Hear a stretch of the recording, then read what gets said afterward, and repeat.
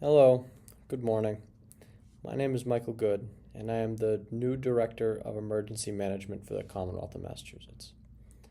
Thank you to the Governor for entrusting me with this great position.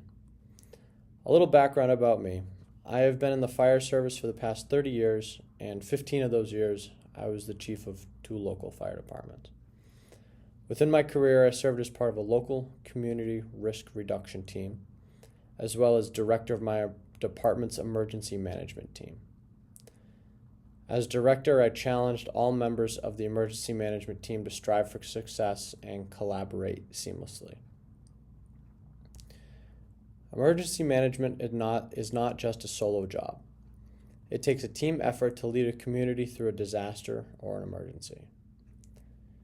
To be able to provide evacuation routes, provide food and water, or ensure facilities are restored as soon as possible takes the hard work of many. It's about the member that stays calm and is able to perform their duties, or the team working their hardest to bring the community back. Real strength is shown in times of despair, and all members of emergency management prove that every day. Over the next 5 years, I wish to help bring the Commonwealth's emergency management to the top tier and to the forefront. We will increase effectiveness during emergency incidents by streamlining all of our processes. This includes increased communication between team members and communities, as well as collaborating with the Governor and Beacon Hill to get legislation passed to increase access to much needed supplies and resources. Specialized teams play an important role during disasters as well. We will focus on adding to these teams and making sure they have all the resources and training they need. Specialized teams are important because there are certain emergencies or calls, such as hazardous material releases or building collapses or trench rescue, that standard fire departments are not appropriately equipped or trained to respond to.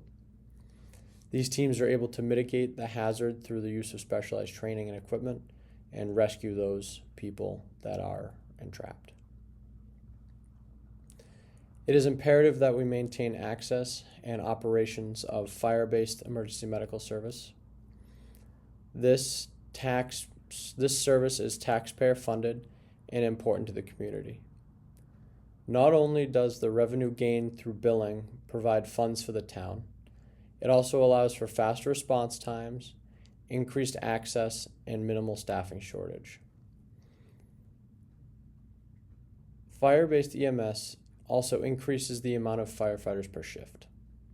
One of the departments I worked in, the emergency medical technicians and paramedics doubled as firefighters. This allows an increase in suppression staffing as well, and we're able to control fires faster or control emergencies faster with less risk to ourselves. I will continue to foster relationships with public and private sector stakeholders, as well as continue to strengthen our partnerships with multiple state and federal agencies. Having relationships with private and public sector agencies allows us to be on the forefront of new technology, be able to obtain resources, and ease the way for rebuilding. Our partnerships with other state and federal agencies is just as important. This allows us to gain funding, ease the formation of mutual aid contracts, obtain resources, and distribute them faster and easier. One trend that has been noticed in emergency management has been to take care of our responders and our team members. These members work around the clock and see what nobody else should see. It is important that we take care of our members through critical time management skills, education, and physical and mental health awareness programs. Along those lines, disasters create health problems that our teams are directly impacted by.